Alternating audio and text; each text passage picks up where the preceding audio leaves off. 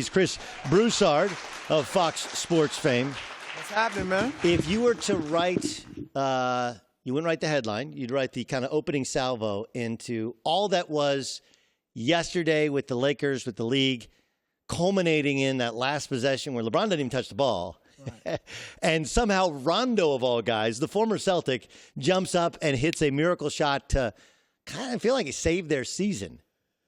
How would you write it? What would it sound like? I tweeted actually last night that game may have saved their season. It was a tremendous game. And if you want to be an optimistic Lakers fan, you can look at it just kind of how you described it and say, man, it's all coming together. You know, we had our heartache around the trade deadline.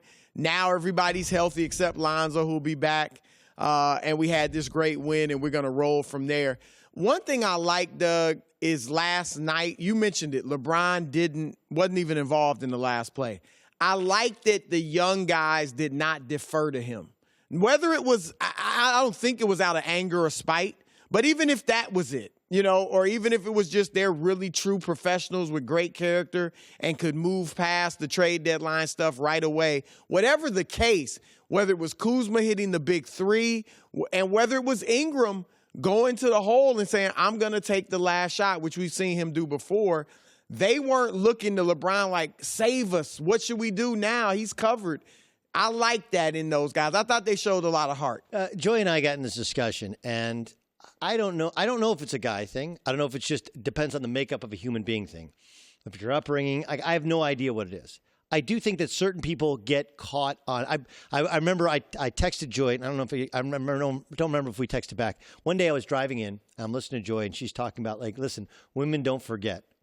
What was the expression used? They put it up on the shelf, I think. We have a storage, like a filing cabinet of the things, that we would bring up later. They do. And they don't forget. And I was driving, I I'm like driving, and I shouldn't be texting. I'm texting Joy like that was the greatest analogy I've ever heard, because that's exactly. Sorry, but that's what my wife does. That's right. Like you're in the middle of a discussion about something, and then she goes into the storage cabinet and brings that. You're like, damn it! I thought you forgot about that. Whereas my brain, and I do have. It's not that I don't have a great memory, but I'm just like, all right, I'm over it. Like we're moving on. Right. People that have even done me wrong, for the most part, I take it for what you are today and what I'm hopeful of. Maybe it's the belief that people evolve into. I don't know what it is. Do you think they can get over this week? Because if you look back 2 days ago, you're like, damn, they are not over it. Right. I think last night was proof that they can get over it. And you might say, oh, that was just one game and maybe adrenaline, whatever the case. But no, I think it was proof. And I also think that I said this, I expected them to have a few games at least where it was clearly they were still in a funk, they were demoralized, dispirited, all that. I wasn't 100% sure that they would get over it for the rest of the season. And I thought that Magic needed to meet with the players and be like, look, I know it was a tough week. I get it. Unless you're one of those top 2 or 3 players in the league, this is going to happen. This won't be the only time, perhaps, that your name is in trade rumors. But if you want to play in this league and be successful, you've got to be able to put things like this behind you. Whether it's you don't get along with a teammate, whether it's some scandalous stuff that went on within the locker room, whether it's you got problems at home, whether it's you think you should be making more money than the guy that, is in front of you or whatever the case, or it's like this. You were going to be traded. You have got to be able to play your A game despite stuff like this going on. And if you can't, this might not be the league for you. Now, that talk may not be necessary because it looked like last night they went out and they handled their business. And so I definitely think they'll get over it. There are reports that Magic is going to meet with a team in Philadelphia. And is that really? Yes. I didn't see that. And okay. it just came down moments ago that he's going to meet with a team. Magic, you can use that speech if you need. He'll do the smile thing, but he'll know what to say. But honest to goodness, like you're right. That's what it's, we say, like, what's a professional? Like, people, I remember, Jeff Van Gundy, when doing his broadcast, said, well, he's a total pro. Like, that's what a pro does. Yep. You're sick, you have a bad day, Right. Your daughter's sick, your wife is giving you business, your girlfriend, whatever. You got to show up, or you don't like a teammate, you don't like a coach. Like, this is a job. And I compared it similarly in terms of LeBron James. The first 6 months, like any new boss, he's everybody's friend, and he plots and tries to figure out, and then he tries to make one big move. And in this case, it ended up being kind of ancillary bottom of the bench guys, but they thought about making a huge move. It didn't pull up. I've said that I thought the Pelicans should have made that move. And my thinking is, look, you saw last night, Kyle Kuzma's got a chance to be a hell of a player. Right? The thing that was missing, defense has been missing. Defensively, has been better. 3-point shooting's been missing. He hit 5 threes. Right. And I still think Lonzo Ball's got a chance to be a hell of a player. I know you got to give up to get. And I'm not sure that offer will remain as such with the free agent market that's out there for the Lakers. They may decide, we like some of these guys. So if not the Lakers, then who? Well, I think he ends up with the Lakers ultimately. But obviously Boston, and I heard you talking about, do you want to deal with Danny Ainge? Look, Ainge has been great, but everybody makes mistakes, and he's not going to win every trade or at least blow you out in every trade. And he can't do it, he can't play a trick on you. You do get to participate in the trade and look at his players and picks and all that. So here's the thing about Boston.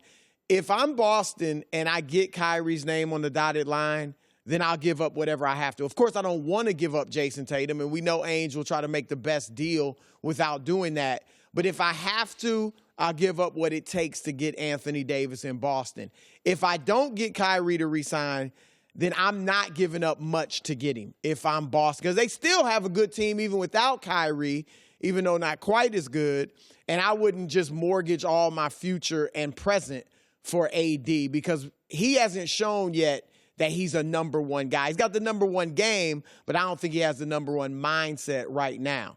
And so that's the first thing. And I'm also hearing Doug emphatically for what it's worth, that under no circumstances will Anthony Davis sign long-term in Boston, even with Kyrie Irving. Hold on. Look. Remember, I'm telling you what I'm being told. I understand That's all I'm saying. I understand that. Emphatically, you're being told that, but remember, Kevin Garnett didn't want to go to the Celtics because Boston was a racist sports town. Remember that? Right, now right. He's like the most. He was there last night. He's like the most one of the most beloved members of the Celtics family. And I said that to the same person. I said, look, KG, Paul Pierce, Ray Allen, Rondo, they all loved it there. And this person said it's not just the racist thing. I mean, we saw AD's dad